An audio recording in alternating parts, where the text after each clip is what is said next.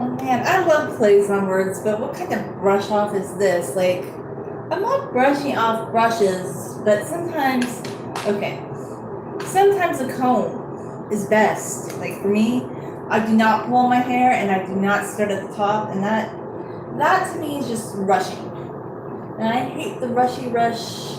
I guess too, like I get started early. I go against the Southern California grain of always being in a rush. I'm like, blah. Southern Californians can have their rush back. I get up early, I drink coffee, I take my time. It's called going against Southern people the most, like thinking for yourself. Because sometimes when you're a sensitive person, you say it too much, but you just have to be I think, this way, a little bit more certain in your mind. And I really appreciate people that from a young age they know themselves and they just do it. Like just don't ever apologize for anything. The less like you can still be a sensitive person, but I think you just don't need to show it or even say anything about it. Like if you want to do something, just do it. Because there's always going to be something called the opinion factory, and it's fickle pickle, and it changes from day to day, and just like trends change, people can evolve over time, but sometimes you have a classic style that stays with you. And okay, I have opinions about brushes. I think combs are the best for detangling. At first, I thought, well, maybe the wet brush isn't as good as this brush, but I don't know. Like when I start like going through my hair with it, I found the wet brush. By the way, I thought it went to Las Vegas on a trip with someone, but no, it was just in the back of the closet. So I was so elated because this brush is like $10. And I'm not going to spend $200 on a brush, but maybe I'll do a better comparison later. But really, after you comb this section of hair, I feel like this brush tugs a little bit less on wet hair. And I know everybody was extolling the virtues of this brush to wet brush, but I really feel like, okay, it's good that once your hair is brushed out, I think the benefit of this brush would be to like smooth down the top of your hair. But I feel like you have to be more careful with this brush because to be honest with you, I do feel that this brush pulls out more hair. But maybe that's just my experience, and I don't think I'm the only one because okay, these two brushes both have really good reviews on Amazon. Okay, Wet Brush versus the Tangle Teaser. They both have super good reviews, but some people mention that this one pulls out their hair, and some people mention that this one pulls out their hair. But I actually feel like in my case, this one's good for smoothing down your hair. But I do feel like, yeah, it can pull out your hair, and it's harder to clean. And I'm really big on keeping my brush clean throughout the process. Like if any hair gets stuck in the brush, pull it out right away. Do now what you can't put off. Just keep your brush clean. Like, and I think I started becoming bigger on that when I started doing YouTube videos because I'm like, I don't know, I don't want to have a dirty brush on camera. Plus, here's the thing: you can run the brush under the tap, and it's instantaneously cleaned. And I still like the paddle brush too, but I think a little bit more like for smoothing. And this brush, I never even knew about until I went to Sally's Beauty like last month. I actually think that this one also too is good for like smoothing down. So I don't know. The great brush off, like which brush is better? I'm kind of liking that I have all of them, and maybe I can really like rate people's crate by like using a few of them, and or people will like it. I don't know. But I just realized that my opinions on the brushes deviate from everyone's. So this one's the best for detangling if your hair is really tangly. I think this one tugs the least second one or up.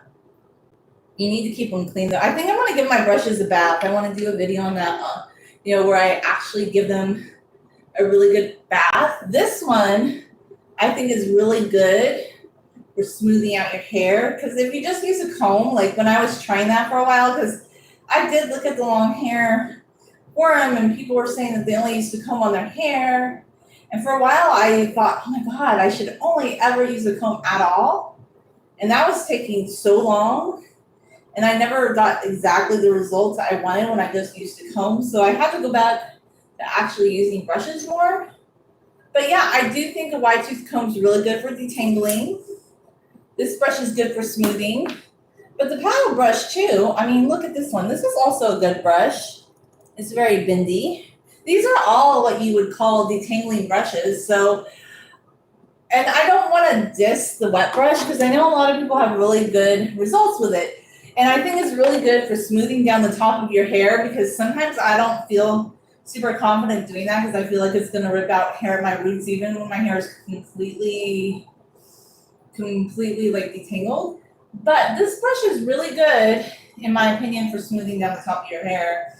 And yeah, I think I like it for that one, but I would not detangle with this one again. Like it makes it go fast, but right away I feel like more hair always comes out with this brush, to be honest with you. Then the tangle teaser, not the tangle teaser, the wet brush. So I'm brushing off my brushes and I'm brushing you. I'm just kidding. I'm brushing my hair. I'm not brushing people off. It's just like a play on words, like ready to brush off. What if somebody was trying to brush you off? Like, hi, I'm trying to brush someone off. Like, what tactic do people use when they try to brush somebody off? I think, like, sometimes people try to brush people off by being polite. Like, we talk about different kinds of brush off because they're like, well, I don't want to seem rude.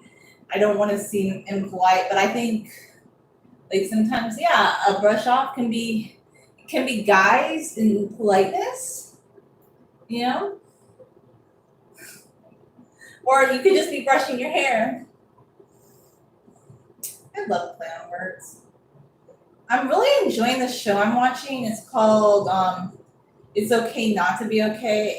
And okay, Korean shows really hit the spot like other international shows. American shows just don't do it for me, okay? And they haven't for years because I'm not trying to sound like a party pooper, but the violence of American shows just is like, and I know other shows can be violent, but American shows tend to go for like gratuitous, I don't know, like just like they don't build up the romance, whereas in this Korean show, like they build it up.